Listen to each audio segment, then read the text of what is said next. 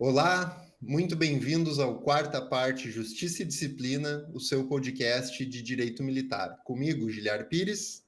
Comigo, Marcos Peçanha. Comigo, Carolina Stein. E no episódio de hoje, a gente vai retomando um pouco aqueles episódios maiores em que todos os membros do Quarta Parte estão presentes, né? Até por pedidos, o pessoal andou entrando em contato conosco, dizendo que gostaria mais de outros episódios, gostaram dos bizus, que foram um período de episódios mais objetivos, mas pediram para a gente falar sobre alguns temas e pediram para a gente fazer esses episódios mais longos. E um dos temas que aparece sempre é o policiamento ostensivo e os aspectos jurídicos desse policiamento, né? O que implica, qual que é os limites, aonde que está previsto, enfim. Então, no episódio de hoje, a gente vai abordar a temática dos aspectos jurídicos do policiamento ostensivo, os limites, os deveres da atividade policial, os impactos no dia a dia da segurança, principalmente na carreira dos policiais militares, né? E a nossa ideia é esclarecer esse papel jurídico do profissional de segurança pública, nesse caso policial militar, já que a gente está falando de policiamento ostensivo, nas ruas, né? O que ele pode fazer e como que o ordenamento jurídico regula essas ações. É isso, pessoal? É isso. Exatamente. Tudo bem, então. A gente tá um pouco devagar aqui, porque tá todo mundo meio com sono, né? Apesar de que a gente acorda às 6, 6:30 da manhã. Mas chega esse horário, já é o primeiro horário, assim, mais horário do E, lanche, re- primeiro e- lanche. e retomando, né, Carol? Retomando aos poucos aí, eu acho que fazia, não sei, salvo engano, acho que desde o final do ano que a gente não gravava um episódio juntos, né? É Então, até verdade. que a gente consiga engrenar de novo, né? Muito embora a EBASP, né, até fazendo esse gancho já, muito embora a gente tenha direcionado algumas atividades em conjunto mais lá para a escola, o podcast a gente acabou fazendo os bizus, como o Giliar falou, mas agora voltaremos aí com a todo vapor, com o podcast. Convidados. Exato. Convidados, já em uma programação bem bacana. E aí, só para não perder o gancho, já que o Marcos falou da EBASP, né?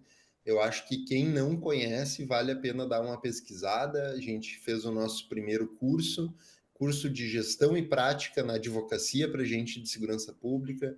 A gente aborda temas de atuação pré-processual, inquérito, sindicância, a gente atua processo administrativo disciplinar, comum e especial, que é os conselhos de disciplina, conselho de justificação.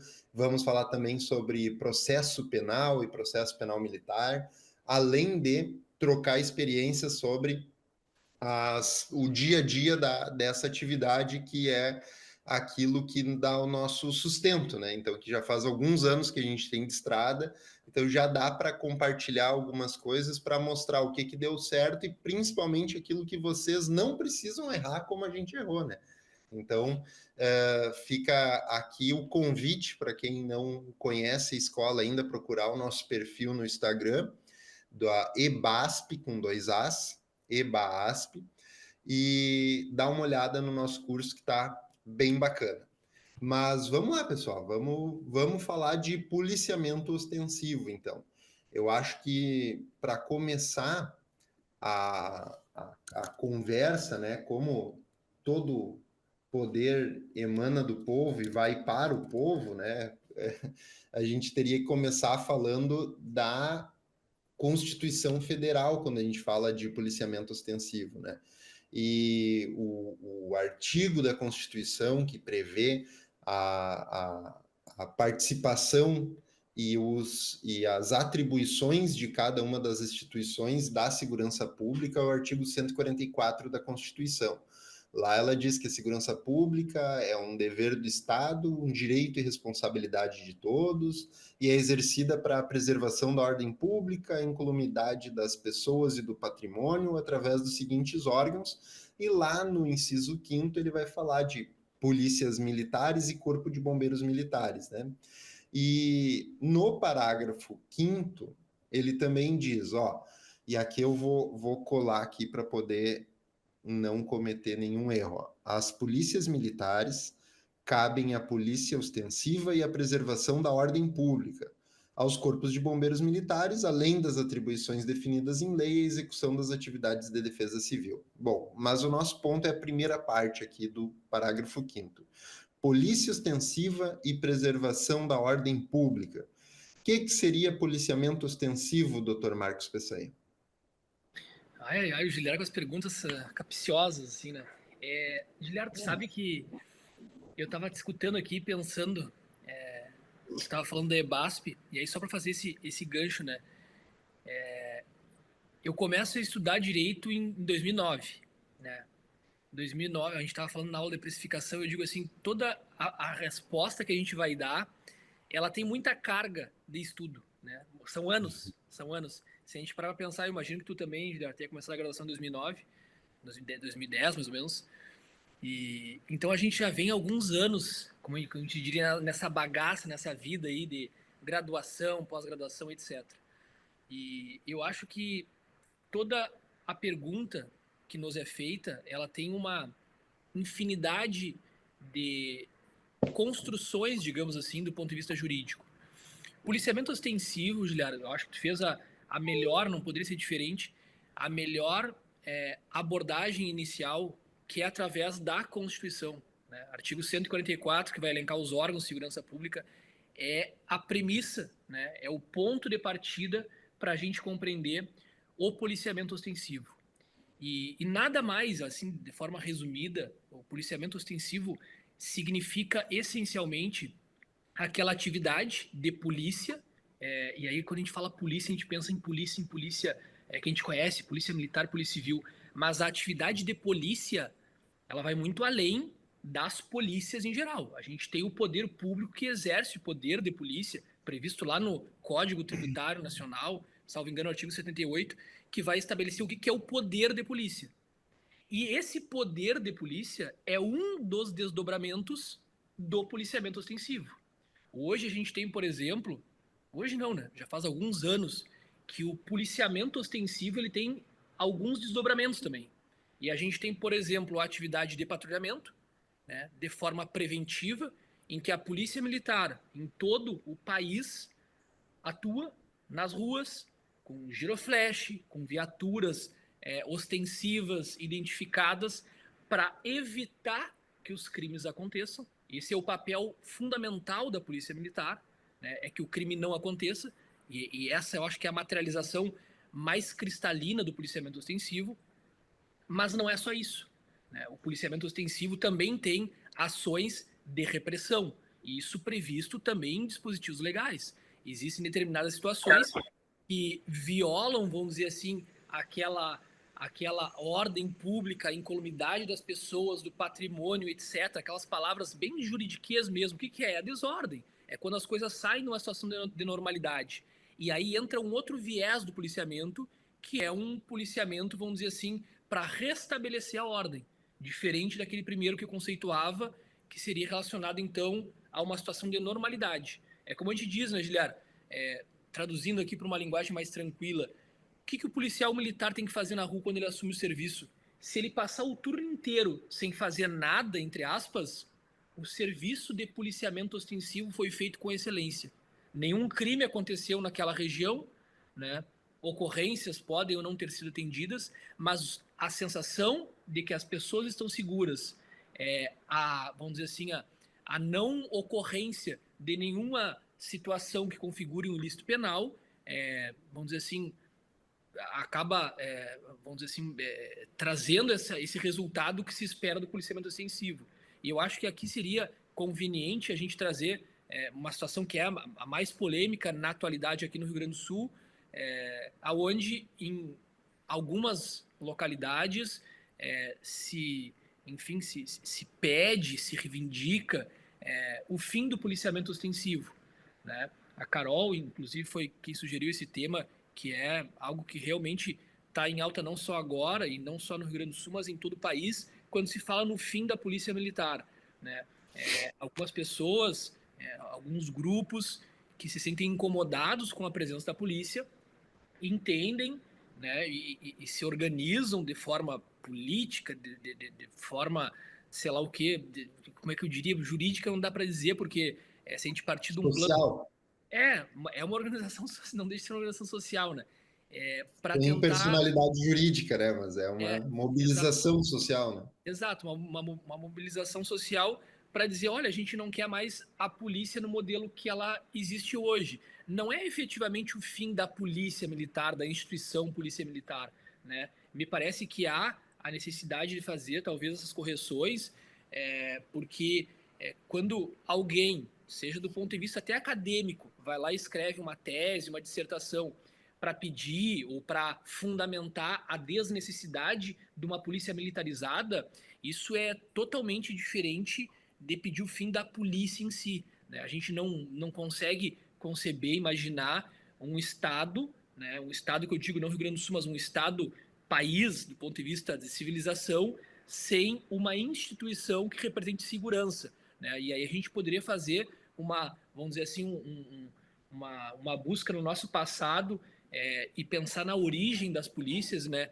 Quando que efetivamente há necessidade de se criar um corpo público para que as pessoas não resolvam os problemas mais para que não exista vingança privada e se estabelece um regime. Aí eu poderia começar a viajar aqui em história, em várias outras situações, mas para dizer o quê? A polícia, em qualquer das suas concepções, ela é fundamental para a sociedade, né? Agora, poderíamos sim, acho que não é errado pensar, mas eu quero discutir a necessidade de militarização ou não da polícia que atende à sociedade.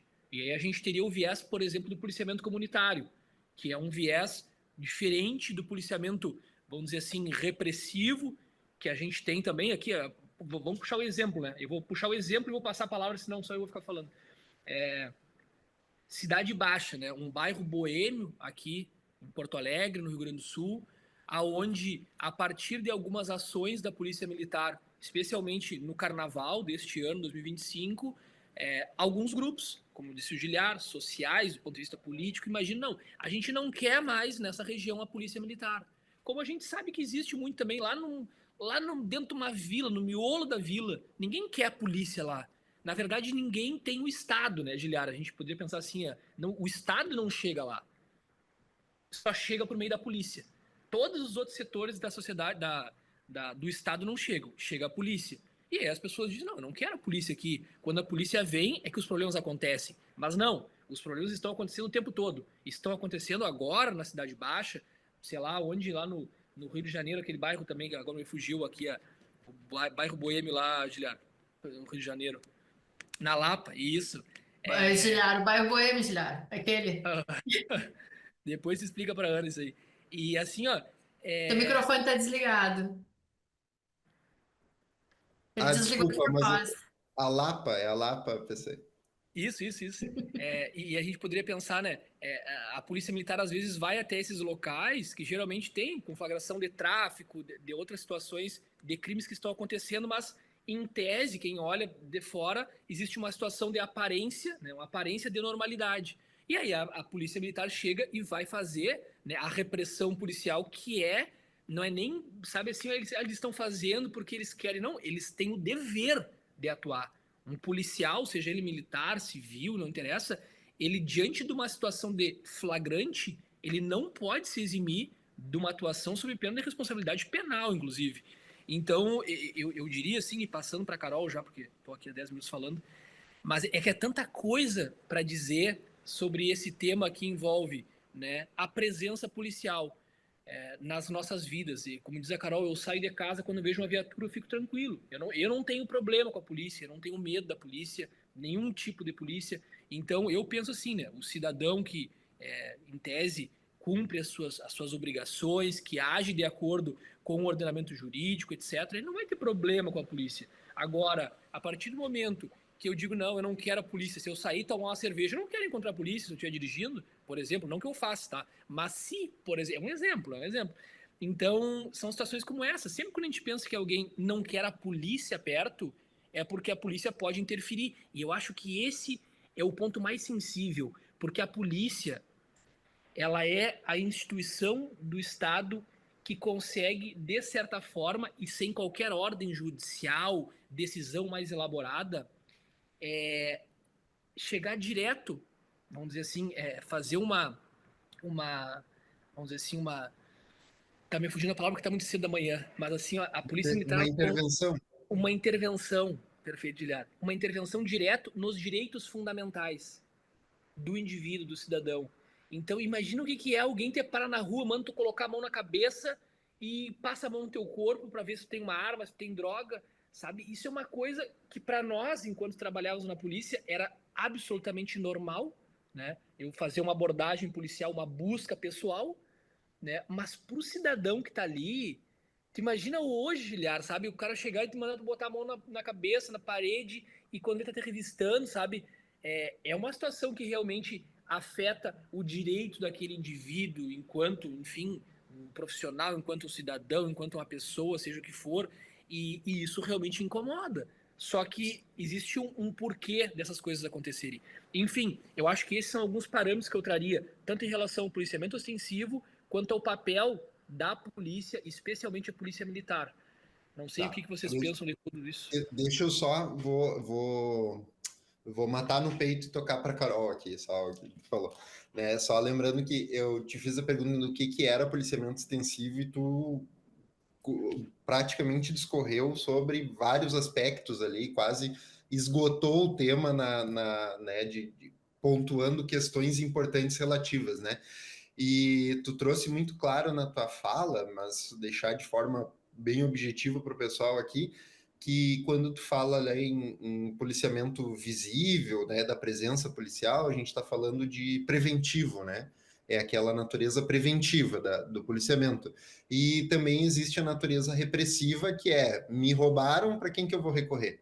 Né? E também pontuar, reforçar o que tu pontuou, dizendo, olha, a polícia militar ela faz intervenções nos direitos fundamentais. Um direito fundamental é o direito à propriedade. Então, se eu sou roubado, a quem que eu recorro para garantir o meu direito à propriedade ou para ir atrás da minha propriedade que foi violada, né, um roubo de veículo, por exemplo?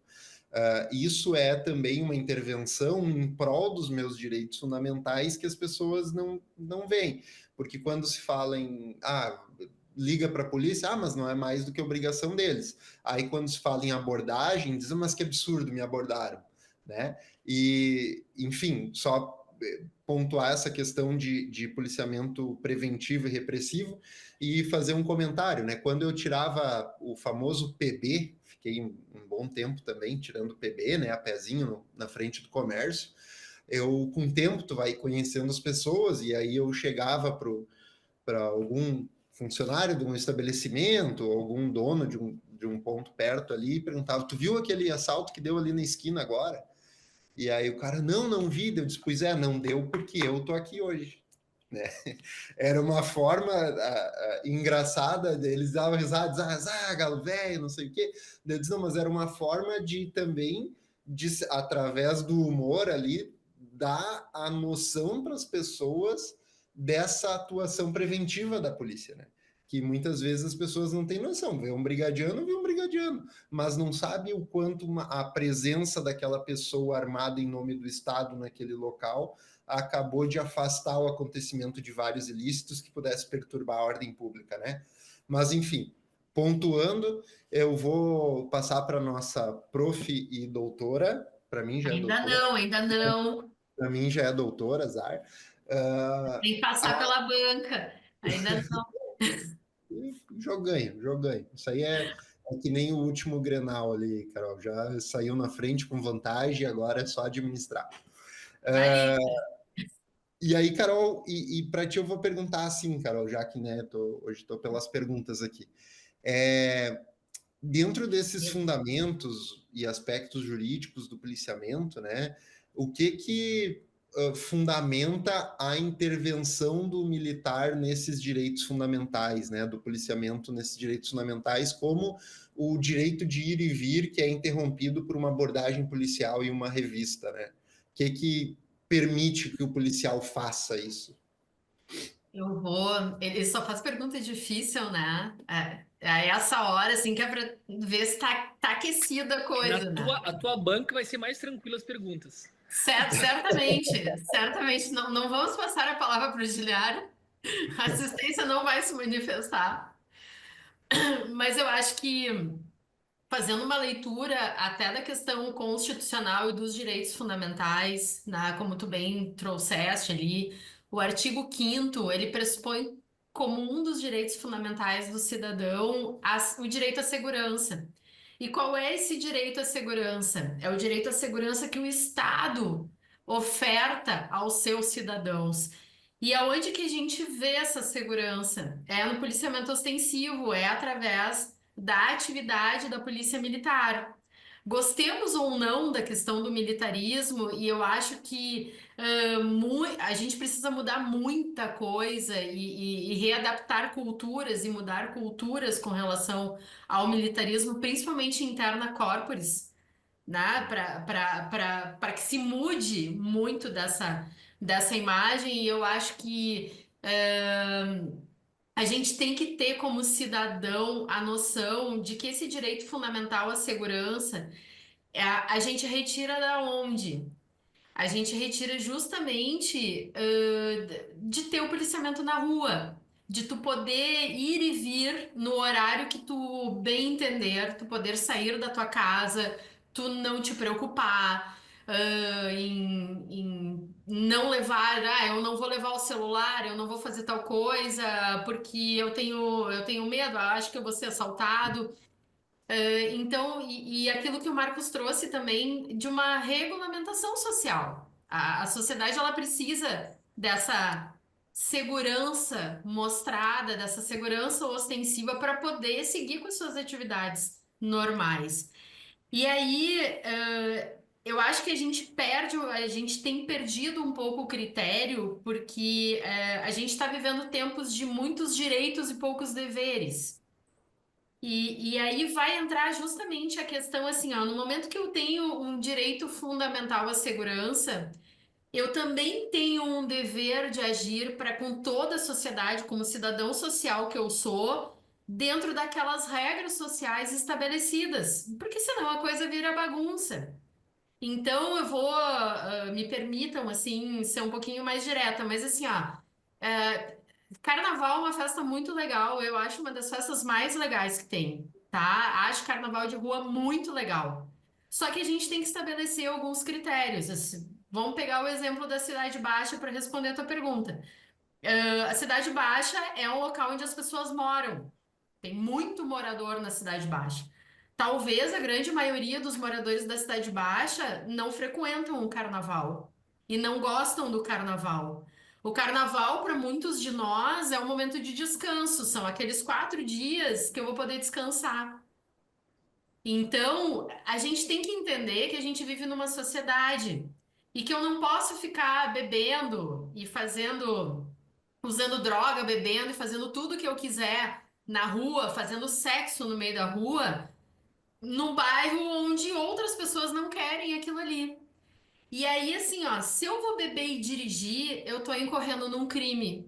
Se eu vou usar drogas, né, muito embora o posse tenha sido a questão da despenalização e a questão da descriminalização até 40 gramas, mas eu posso estar ali vendendo, eu posso estar ali traficando. Tráfico é crime. Se eu estou fazendo atos obscenos em via pública, eu também estou cometendo crime. No momento que as minhas condutas elas extrapolam a regra que está dentro da legislação penal e que é uma regra para todos, para a sociedade poder viver melhor, digamos assim, eu acho que o direito penal ele é o freio do cidadão frente aos seus instintos mais básicos de violência. No momento que eu tenho essas regras e eu infrinjo essas regras, eu abro a possibilidade daquele meu direito fundamental de ir e vir, do meu direito, de liberdade de expressão, do meu direito, de todos os meus direitos, serem, de certa forma, parados pelo próprio Estado. Porque a polícia ostensiva é o próprio Estado. E aí é o Estado me dizendo assim, ó, Karina, tu não pode traficar. Porque é crime. Eu disse, eu, Estado, estou dizendo que é crime, e tu está cometendo um crime. Então, eu posso fazer com que a polícia interfira na minha esfera de direitos, porque eu estou cometendo um crime e estou lesando o meu contrato social com o Estado. Se eu estou praticando atos obscenos em via pública, da mesma forma, o Estado vai ter que me parar daquilo ali. Se eu estou fazendo arruaça às 3 da manhã, brigando, quebrando carro, quebrando porta de prédio, eu também estou cometendo um crime. E aí é o Estado que chega através do policiamento ostensivo e diz: olha, eu não posso fazer. Tu não pode fazer. Por quê? Porque tu está cometendo um crime. Então, assim, toda vez que a gente supera esse limite, o Estado vem e ele vem justamente para dizer assim, ó, teu direito, ok, mas desde que tu haja dentro de um critério legal. E eu acho que é isso que a gente está subvertendo um pouco, né? Porque a gente não pode fazer tudo o que a gente quer na hora que a gente quer. Isso é uma realidade. Muito embora as redes sociais elas existam para nos mostrar o contrário, porque lá a selvageria corre solta, né? E eu não concordo que a liberdade de expressão seja um direito absoluto. Então, eu acho que as pessoas estão trazendo isso para a vida também, para a vida normal, para a vida cotidiana. E a gente tem visto como tá difícil realmente, assim. Então, eu acho que a gente, quando a gente olha isso e eu olho uma manifestação pelo fim da polícia ostensiva, a gente sabe, né, guris, que existem abusos e a gente sabe que a gente está num estado onde a polícia militar, ela realmente apura absolutamente tudo que chega. Ela pune quando ela tem que punir, e a gente sabe disso porque é o nosso dia a dia de trabalho, né? A gente sabe como é que as coisas funcionam. A gente sabe que hoje a jurisprudência brasileira já se adaptou no critério da busca pessoal, fundada suspeita, de dar uma maior garantia para o cidadão e evitar aqueles extrapolamentos em termos de condutas racistas e etc., abuso de poder. A gente sabe, o sistema jurídico ele está se adaptando a isso. Agora, eu não posso simplesmente fazer uma passeata e pedir o fim do policiamento ostensivo num bairro durante o carnaval, porque eu quero fazer o que eu quiser, a hora que eu quiser, no momento que eu quiser. Não, aí eu extrapolo os direitos do próprio que o próprio Estado me deu. E no momento que eu extrapolo os direitos, eu autorizo o Estado a reprimir essas minhas condutas, que são condutas criminosas, né? Ou que beiram condutas criminosas e interferem no direito dos outros cidadãos. Eu acho que eu te respondi a pergunta. Respondeu, cara, tu deu uma aula de artigo 144 da Constituição sem citá-lo. Porque, olha só, o que, que eu estava linkando aqui enquanto tu falava, né? O 144, ele começa dizendo a segurança pública, dever do Estado, direito e responsabilidade de todos, né? Dever do Estado. O Estado tem o dever de agir em prol da segurança pública, foi o que tu trouxe. Direito, tu trouxe ele como direito fundamental à segurança, também previsto no artigo 5º. E tu também trouxe a questão da responsabilidade de todos, porque responsabilidade, né, pela etimologia da palavra, é responder por. Né? Quem é responsável responde por. Então, a segurança pública é responsabilidade de todos. Todos respondem pela segurança pública. Então, quando eu estou agindo fora das normas previstas no nosso contrato social, aqui tendo uma lei em sentido amplo, seja Código Penal, lei penal específica ou Constituição, o Estado tem o dever de intervir naquela situação.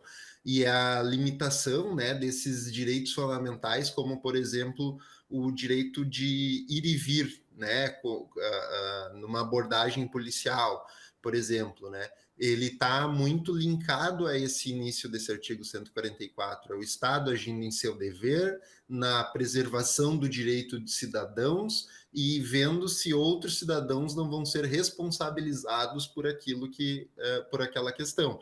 E aí entraria, mas a gente já trouxe e pode vir a falar, que cabe sempre um tema muito atual e cabe episódio específico sobre a fundada suspeita, necessidade de fundada suspeita para a abordagem.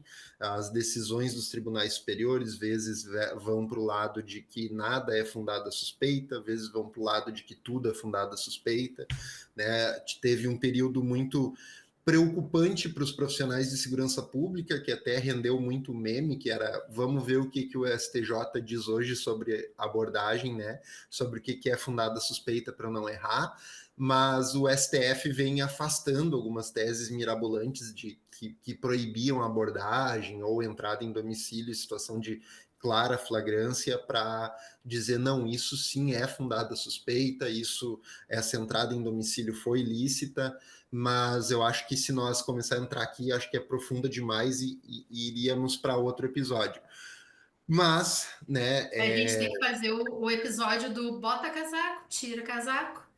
É isso que aí. É o que a gente tem vivido na jurisprudência hoje, né? E então, mas só para não deixar de citar aqui também para quem nos ouve, né, e gostaria de saber mais, é o artigo 244 do Código de Processo Penal, que versa sobre a possibilidade da busca pessoal sem necessidade de mandado judicial. Então, a gente teria lá no Código de Processo Penal a autorização para a busca pessoal, que nada mais é que uma limitação de um direito fundamental, um direito de ir e vir naquele momento. Inclusive, né, aprofundando, a gente tem outro exemplo que me veio à cabeça enquanto tu falava também, Carol, tu foi trazendo exemplo de situações de flagrância, né? E aí, lá no 302 do Código de Processo Penal, ele fala que qualquer do povo poderá e os agentes de segurança, os policiais, deverão. Né? Então, a gente traz uma obrigação para os agentes de segurança de intervir e também outro aspecto daquela responsabilidade prevista no 144 da Constituição. Qualquer do povo pode prender alguém em flagrante, mas os agentes policiais deverão. E aí também faz um link com aquilo que o Marcos falou na abordagem dele, de que, olha, lá na vila o pessoal muitas vezes não quer a presença da brigada, porque eles têm esse dever de agir, e esse dever de agir pode, não vou dizer perturbar a ordem pública, porque não, ela já está sendo perturbada de acordo com o nosso sistema legislativo, mas ele pode perturbar uma certa tranquilidade que é instaurada através da desordem pública em alguns locais. A previsibilidade da existência do tráfico de pessoas armadas andando livremente dentro de determinadas vilas e tal, isso virou uma normalidade, que é muito violenta e perturba a ordem pública, mas que aquelas pessoas acabam normalizando porque é o cotidiano delas. E aí o que prejudica? Quando a polícia entra, se tem uma perturbação da ordem local, né? Porque eles têm o dever de agir para preservar a ordem pública. Mas, bueno, seriam algumas questões, eu acho, só para falar, e fazendo, acho que uma última rodada, Peçanha, vamos te apertar mais um pouquinho, né? Que daí a gente falou aqui do que é policiamento ostensivo, né? Preventivo e repressivo, a gente falou de dever do Estado e responsabilidade de todos, a Carol trouxe a parte dessa responsabilidade do direito de todos, e vamos falar agora do que permite, né, que o policial faça uso da força na atuação. O chat fica disponível na tela para os ouvintes. Eu acho melhor não, né?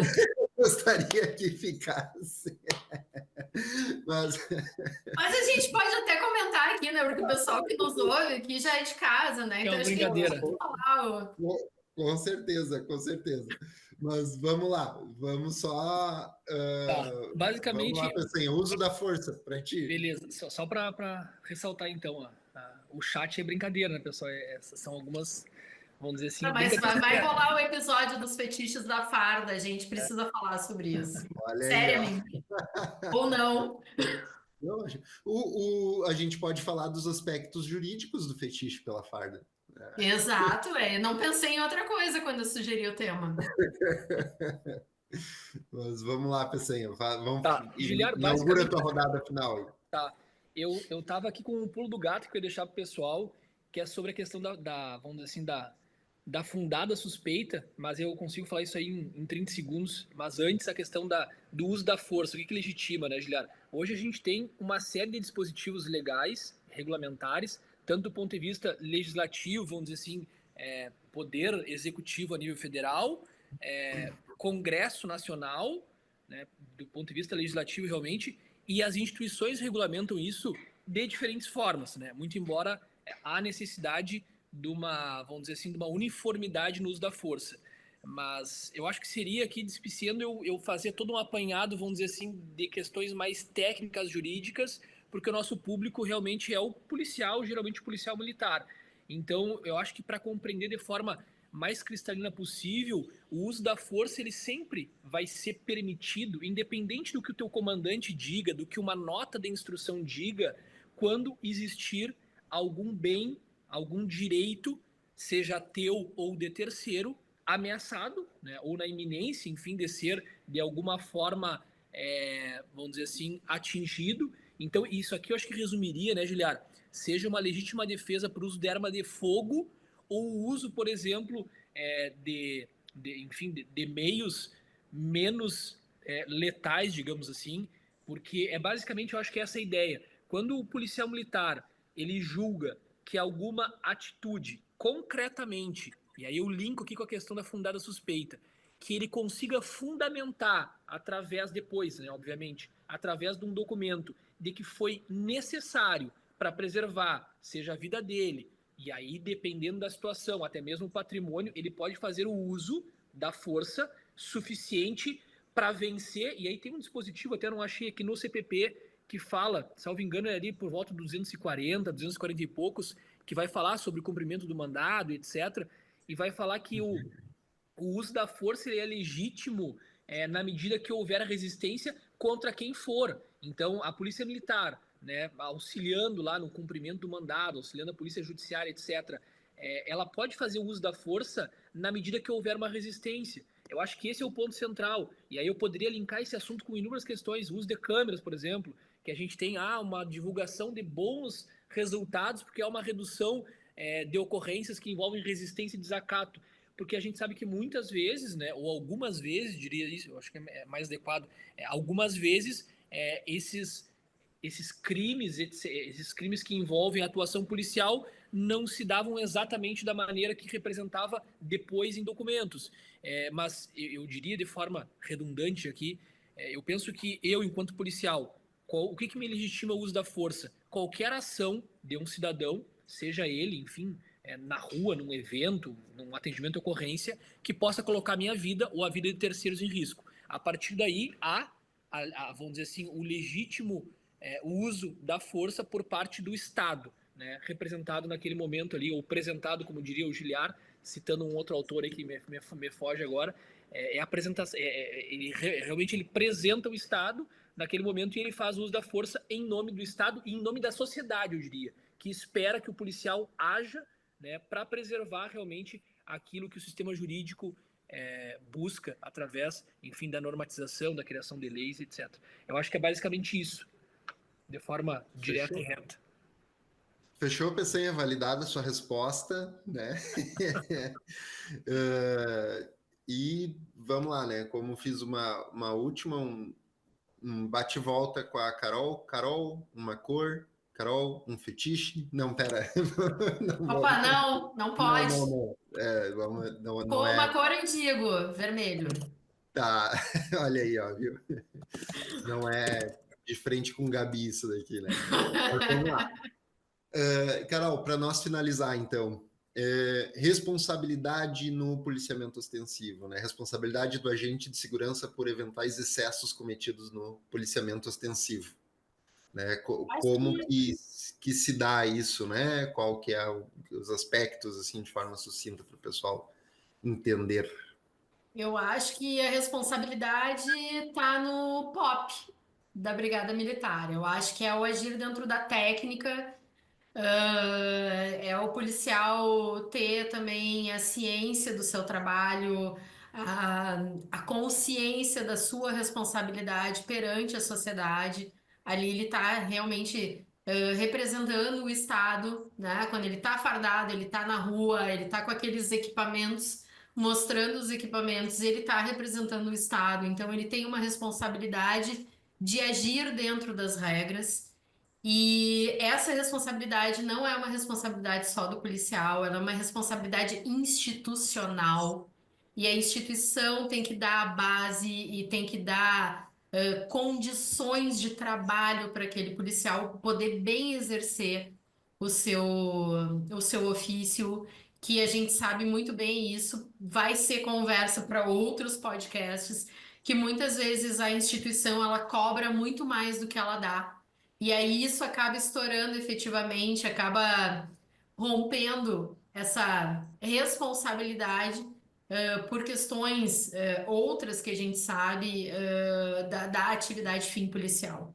Então, para que o policial possa bem exercer e não extrapolar a sua responsabilidade no policiamento ostensivo, o sistema precisa funcionar da maneira correta, né? Então, ele tem que estar bem assessorado institucionalmente, ele tem que estar com a sua saúde mental em dia para poder bem desempenhar.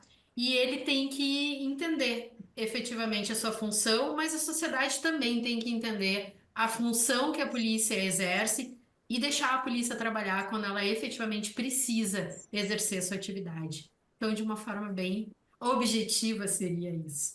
Eu tô Muito bem. inspirada agora. Não, muito bem, Carol. Agora aqui, ó, tá louco, ó. Ó, me arrepiei aqui, ó. É isso, pessoal. Mas eu acho que nessa nossa sabatina que eu fiz com vocês agora, essa hora da manhã, né, para aqueles que que estão ouvindo o nosso podcast, agora são 5h45 da manhã e a gente está aqui gravando. Mas vamos lá. Eu estou satisfeito, acho que a gente abordou e trouxe aí os principais aspectos. O Peçanha trouxe muitas questões relevantes, a Carol, enfim, né, como eu já tinha dito ali, né, deu uma aula para nós de direito, obrigação e responsabilidade em relação ao policiamento ostensivo, e eu estou me dando por satisfeito. Não sei se mais alguém tem alguma colocação para trazer para antes de nós encerrar ou podemos encerrar? Podemos encerrar. Podemos? Então é isso, né? Eu acho que o policiamento, né, ele é uma atividade jurídica e técnica, ele tem deveres e limitações bem definidos na legislação e deve ser sempre orientado ali pela legalidade e pela razoabilidade, né? Então, tanto a gente quanto pessoa que está sofrendo uma intervenção do Estado deve ser razoável nas suas ações e entender isso, que isso é feito para a preservação da ordem pública e para o direito de todos, né? E eu acho que eu encerraria então só fazendo um convite para o pessoal conferir nossas redes sociais.